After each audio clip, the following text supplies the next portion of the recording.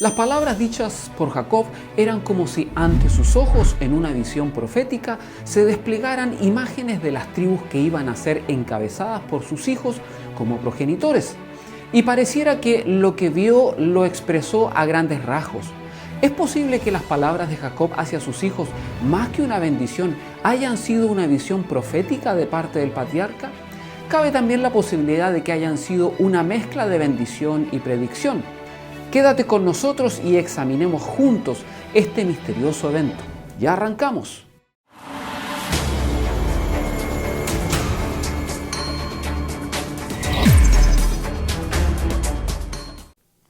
Es absolutamente imposible considerar estas imágenes proféticas como representaciones exactas de un periodo determinado o sucesos concretos de la historia de Israel. Más que predicciones de acontecimientos específicos o de la historia de Israel en su totalidad, son rasgos de sus tribus y sus respectivas características. Son imágenes dibujadas sin perspectiva. Hay un par de aclaraciones que pueden ser de utilidad para nosotros. En primer lugar, en el discurso de la bendición, el nombre de cada uno de los hijos parece reflejar el carácter y la historia de la tribu. Por otro lado, contra la especulación, se puede decir abiertamente que estas palabras de bendición fueron pronunciadas personalmente por el patriarca, ya que estas pueden ser aplicadas a la tribu solo como lo concebía Jacob. No podían haber sido escritas en otro periodo, porque todo escritor posterior hubiese dicho algo que no se podía aplicar a una u otra tribu y no hubiese podido usar este lenguaje tan preciso sobre cada una de ellas.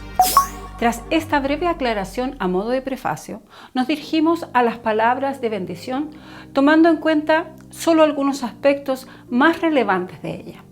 Rubén, tú eres mi primogénito, mi fortaleza y el principio de mi vigor, preeminente en dignidad, preeminente en poder.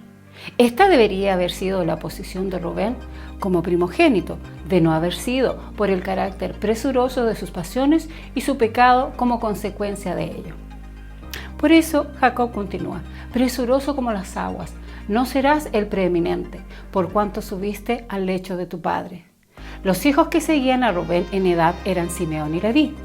Debido a su crueldad insensible en Siquem, Jacob se estremecía incluso en su lecho de muerte. Esto le había hecho hermanos y compañeros en el mal. En vista que se habían unido para el mal, Dios los iba a esparcir en Israel para que no crearan tribus independientes y compactas. De hecho, sabemos que incluso en el segundo censo de Israel, Simeón era la tribu más pequeña y en la última bendición de Moisés no hay mención alguna de Simeón. La tribu de Leví tampoco recibió posesión alguna en Israel, pero con la diferencia que su esparcimiento pasó a ser una bendición para su designio al sacerdocio.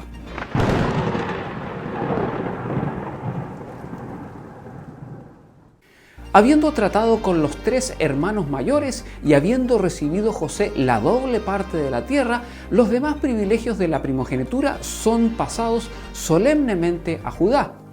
Como el león es el rey de la selva, así iba a tener Judá un dominio real por medio de David y en adelante hasta el hijo de David, el Cristo, a quien como león de la tribu de Judá, todas las naciones de la tierra rendirían homenaje y obediencia. Toda esta descripción está colmada de alusiones mesiánicas.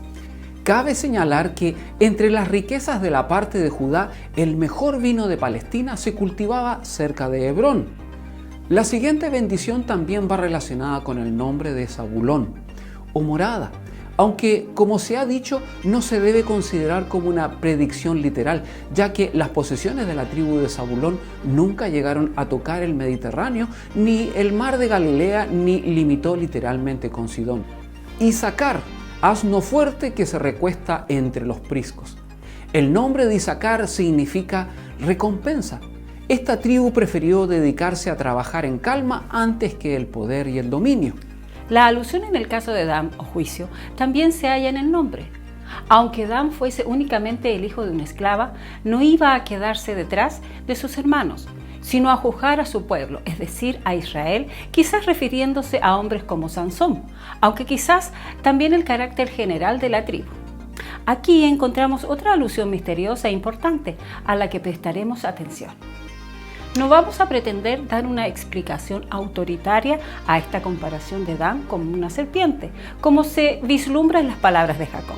Solo planteamos a tono de sugerencia que quizás contengan una alusión al anticristo, haciendo notar al mismo tiempo que el nombre de Dan se omite en la lista de las tribus en Apocalipsis. En cuanto a Gad, tenemos una alusión tripartita a una palabra semejante que significa opresión. No podemos conectar ningún cumplimiento histórico concreto a la predicción en sí. En el caso de Aser, evidentemente se hace referencia a la posesión más fértil de la tribu, que va desde el monte Carmelo hasta la tierra de Tiro, la región más rica en grano y aceite. La alusión a Neftalí es la agilidad y a la velocidad de la gente, y también a su habilidad y ligereza mental. Neftalí, sierva suelta, que pronunciará dichos hermosos. Finalmente Jacob llega al nombre de su amado hijo José. Entonces parece que su corazón se derramará. Primero muestra su carácter fructífero como un árbol frutal plantado junto a corrientes de aguas, cuyas ramas se extienden por encima del muro. Luego describe su fuerza que deriva de Dios y por último derrama las bendiciones más ricas, mucho más de lo que habían conferido a ninguno de sus antepasados. Y por último, las alusiones a Benjamín se entienden por medio de una referencia a Ehud, de Jueces 3:15 y la historia de Saúl y Jonatán su hijo. Benjamín es el lobo arrebatador. A la mañana come la presa y a la tarde reparte los despojos.